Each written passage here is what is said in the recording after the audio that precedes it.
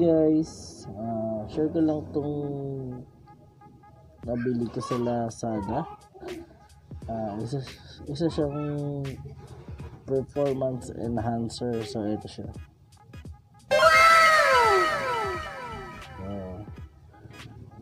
Share ko lang yung effectivity niya kasi first time user lang din naman ako. So para sa akin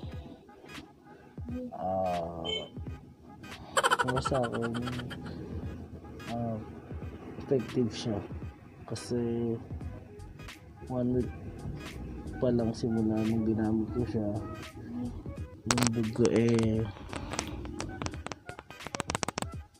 namagana yung bulba niya.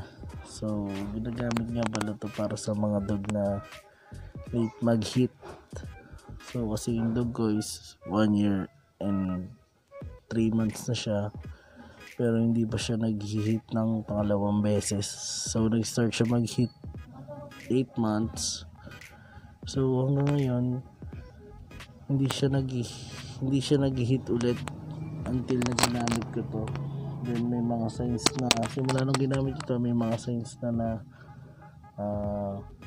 mag-hit na siya, gaya ng pamamaga ng bulba niya. So check natin. By the way, gagamitin ko rin ito sa isang dog ko para makita niyo yung effectivity niya. So balikan ko kayo guys. So guys, ito yung Shih Tzu ko na pina-take ko ng Repamol. So pakita ko sa inyo yung bulba niya. Ayun guys, ito na. So makikita natin na medyo namamagana talaga, hindi gaya naman na talagang sobrang liit.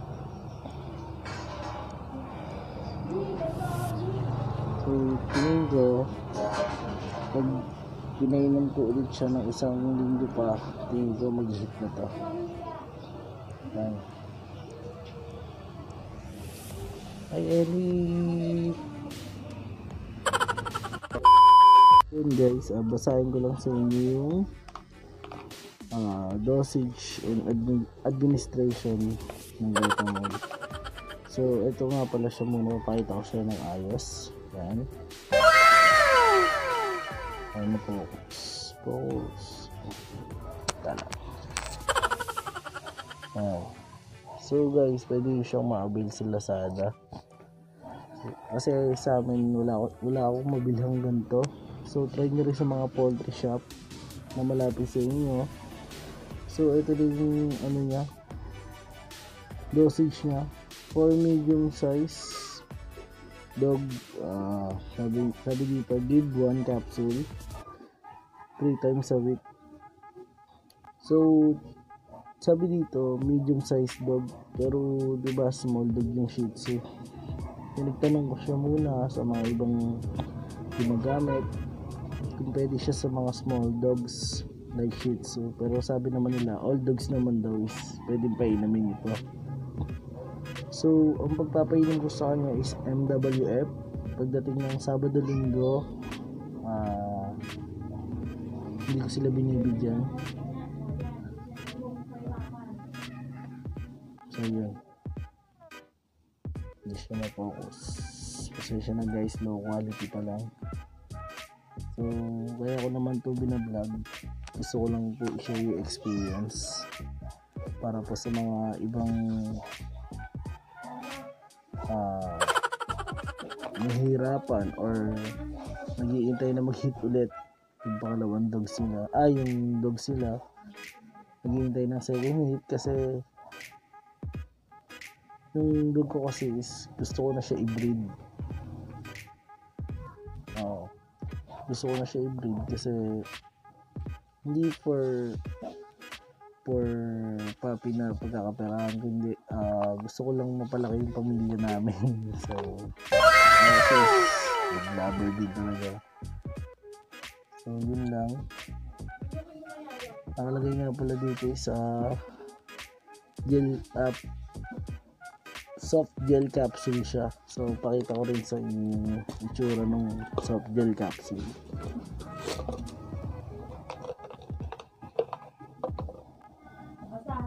ito yun guys. So pakita ko naman sa inyo mamaya kung paano ko siya pinapainom. So stay tuned lang guys. So guys, ito naman yung isang dog ko. Isa siyang mix siya ng Japanese Spitz, mix siya sa Shih Tzu. So yung mother niya is Japanese Spitz, then yung father niya is Shih Tzu. So yan, papakita ko sa inyo yung kalalabasan after ko siyang painumin ng Repamol. So yun, hindi ko lang siya itutok ng ayos sa kanya kasi sobrang likot, hindi ko siya pwedeng pakawalan, magtatakbo siya eh. Kaya Tina,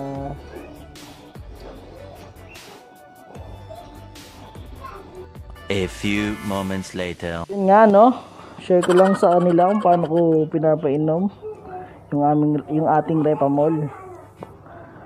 Yan, bumili ako ng isang buong hotdog, isang piraso, then nagkat ako ng isang ganito, bali 2 dog kasi yung painumin natin, kaya isang set.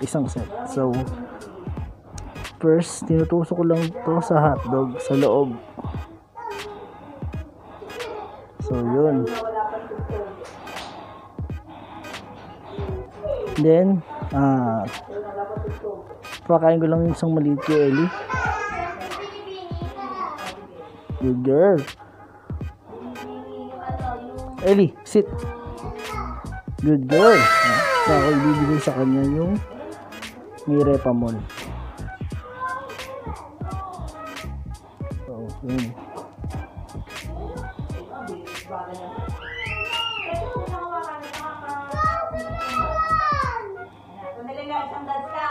Then after niya na malunok yun or makaubos niya, bibigyan ulit natin siya ng reward. Sensya na kayo, medyo maingay ha. Daming tao sa bahay. Ellie, sit. Good girl. Good girl. So yun guys, So yun guys, bago lang tapusin yung video, disclaimer lang po muna. First time user lang din po ako ng Repamol, so hindi ko po sigurado na 100% mag-hit yung dog mo pag ginamit ko yun sa kanya. So yung sa akin lang, yung sa akin kasi is nakikita ko siya ng signs, yun nga gaya na pamamagana ng bulba niya, so naglo-low appetite din siya, hindi din siya ganun kalakas kumain. So yun, disclaimer lang ulit na hindi din ako nagbebenta ng Repamol, so hindi po siya sponsored. Then ano pa ba, update ko na lang po kayo kung ano pong mangyayari or ano yung kalalabasan, kung mag-hit nga ba talaga or kung effective po talaga yung Repamol na pinapainom natin sa dog natin. So yun lang po, salamat. Update na lang.